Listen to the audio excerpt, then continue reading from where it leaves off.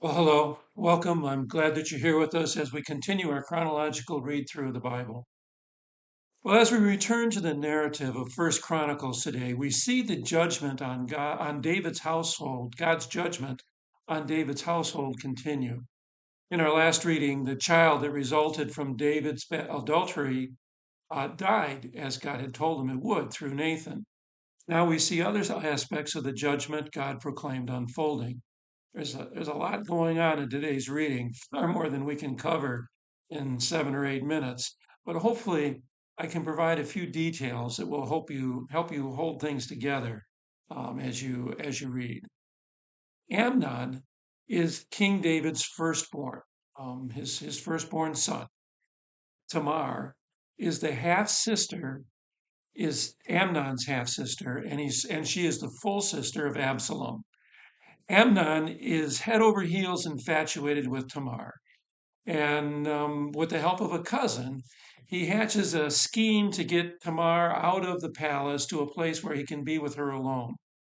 Over Tamar's strenuous objections, and even ignoring her last ditch suggestion that Amnon request permission to marry her, in spite of the fact that that would be against Mosaic law, Amnon rapes her, and then he detests her, and he has her forcibly removed from has her forcibly removed.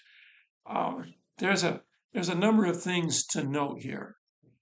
Tamar would not leave because Amnon was bound by Mosaic law to marry her. Once he had raped her, he was bound by Mosaic law to marry her. He refuses to do so. Though Absalom provides shelter for Tamar, taking her into his own house, he effectively tells her not to report the rape.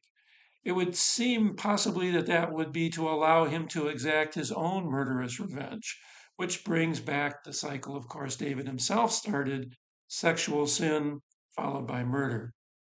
David expresses anger when he finds out about this, but he doesn't do anything to discipline Amnon. He doesn't even charge Amnon the 50 shekels of silver required by Mosaic law, nor does he provide for Tamar after she's been raped.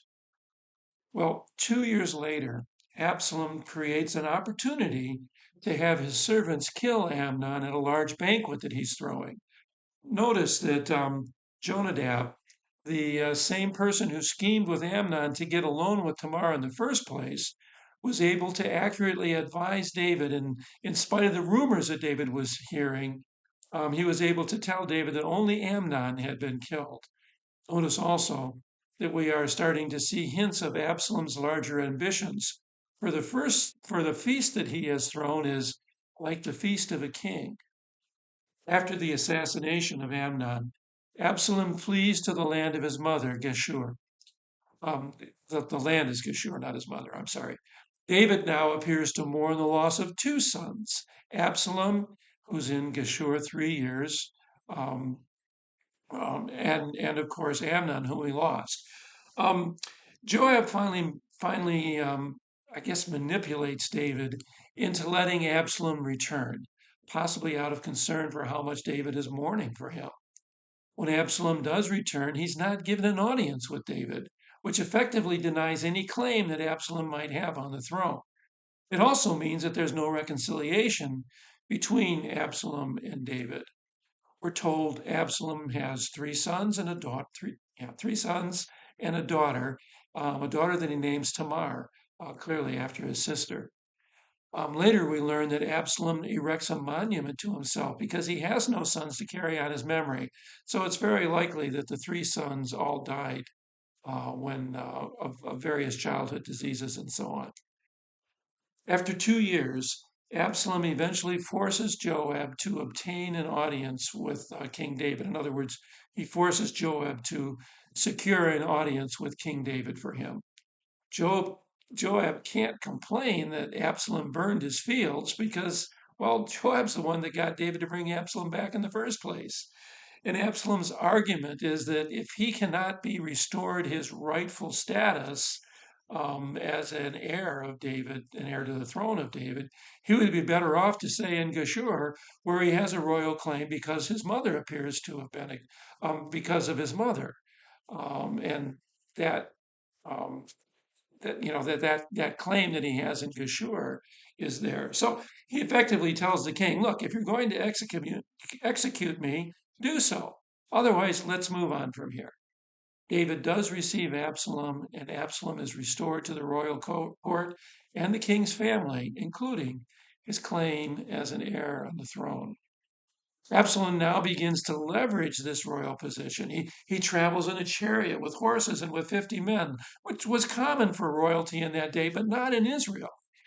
He also pursued political popularity by stationing himself at the city gate, where he would interface with the most prominent people of Israel and also call into question the justice that they might or might not receive from David. When people would bow down before him, he would lift them up and give them a kiss, something that would greatly inflate the ego of the recipient. So Absalom basically stole the hearts of the people. Absalom also made sure that he had infiltrated each of the tribes with loyalists who would come to his aid when the time came. At the sound of the trumpet, we're told. Absalom arranges to get 200 of the most prominent men out of Jerusalem and into Hebron. Though they're not a part of the plot, their absence from Jerusalem would hamper any response King David might try to give. Absalom is also able to get one of David's advisor, Ahithophel, to join his cause.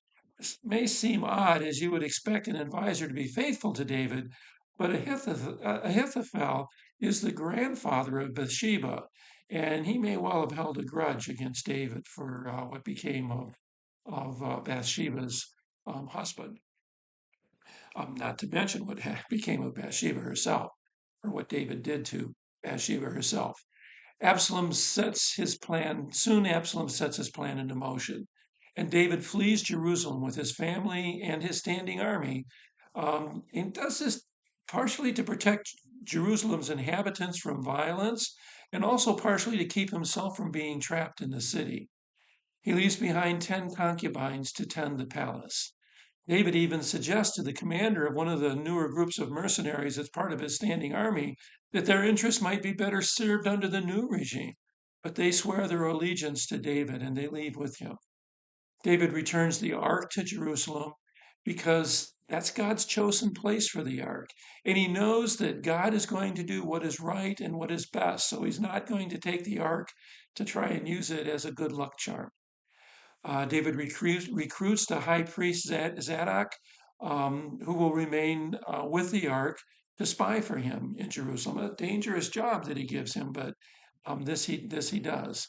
And David prays that the advice of Ahithophel would be foolish, and sends another of his advisors, Hushai, to serve as a double agent and undermine Ahithophel's counsel.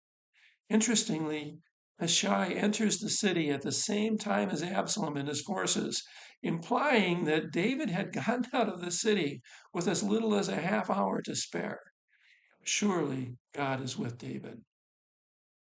Well, again, I pray that your reading, that your time in Scripture, our time together here, is beneficial, and that you're learning and growing. May God be with you, bless you. Look forward to joining you the next time.